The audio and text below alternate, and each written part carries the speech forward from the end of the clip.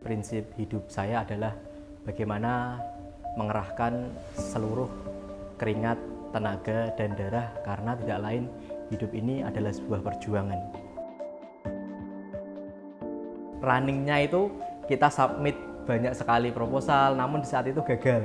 Namun ketika saya memutuskan untuk berhenti, kita nggak pernah tahu. Mungkin kesempatan yang keberapa kita akan berhasil. Nah saat itu hampir di kesempatan yang ke-70, saya baru berhasil goals dari proposal pertama. Puncak prestasi tertinggi yang pernah saya alami yaitu di KMI Awards, yang mana kompetisi mahasiswa wirausaha seluruh Indonesia. Saat itu saya berkumpul dengan seluruh entrepreneur di universitas seluruh PTN ataupun PTS yang ada di Indonesia. Saat itu saya berhasil mengibarkan bendera UNES dan bisa membuat bangga seluruh orang tua kita. Kita harus punya tujuan, kita harus punya mimpi. Teman-teman menjadi datang di Universitas Negeri Semarang ini punya cita-cita apa? Mau menjadi seorang apa? Dan mau membuat siapa yang akan bahagia? Maka disinilah genggam erat-erat mimpi tersebut. Nah, maka petakan, mumpung teman-teman di sini masih memulai. Saya memulai usaha dari program MBKM. Yang pertama saat itu usaha saya merintis sebuah kebun, yaitu kebun MDPL Farm, yang saat itu berbasis teknologi Internet of Things, yang mana monitoring kapanpun dan dimanapun. Di situ dari hasil MDPL Farm saya merambah ke sektor-sektor kuliner. Dari situ saya menggeluti kuliner, yaitu Seblak Boom, yang mana Seblak ini merupakan salah satu food and beverage kuliner yang berada di tepatnya di samping lapangan Banaran. Lalu saya dan tim berpikir, yuk kita bangun sekolah bareng-bareng, karena dari brainstorming saat itu saya pernah mengalami kesusahan apa yang namanya pendidikan. Ketika saat itu SMK dengan keluar 4 bersaudara, orang tua harus berpikir cara menyekolahkan anak bareng-bareng. Ketika dibenturkan dengan nanti bayar-bayar di sekolah. Nah saat itu kita punya mimpi, yuk gimana ya caranya kita membangun sebuah lembaga pendidikan yang bisa sifatnya subsidi dan non subsidi. Maka setelah saya punya mimpi, berhasil meraih hal-hal tersebut, maka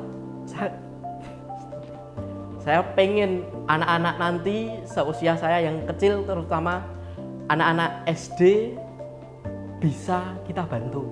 Nah saat itu maka saya ada subsidi bagi santri yang nggak bisa membayar, yuk kita subsidi dengan kita carikan orang tua asuh. Mungkin bagi anak-anak muda yang punya kelebihan atau sudah ada penghasilan mau ikut menjadi orang tua asuh pendidikan, ya ayo kita bareng-bareng.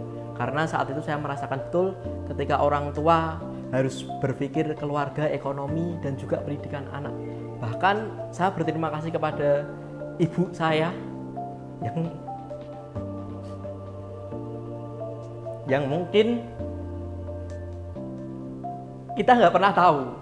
Kita sebagai seorang anak, kita nggak pernah tahu bagaimana orang tua itu membiayai kita untuk menempuh pendidikan. Bahkan ketika orang tua jerih payah hutang kemana,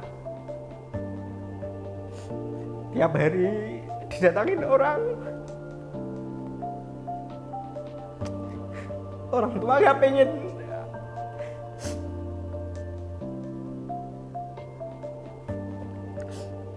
tua gak pengen anak-anaknya tahu. Yang penting mereka itu bisa sekolah.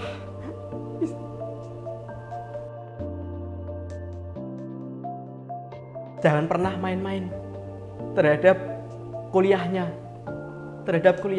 karena orang tua di sana mengharapkan kita nanti lulus bisa menjadi ya bermanfaat atau lebih dari mereka. Itu saja sih harapan dari orang tua. Bahkan saat ini saya membangun sekolah pun orang tua nggak saya kasih tahu.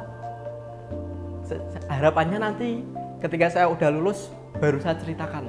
Yang menjadi spirit saya untuk saat ini, yuk kita bareng-bareng bersama-sama saling berkolaborasi menempuh perkuliahan dengan baik. Mungkin itu sih.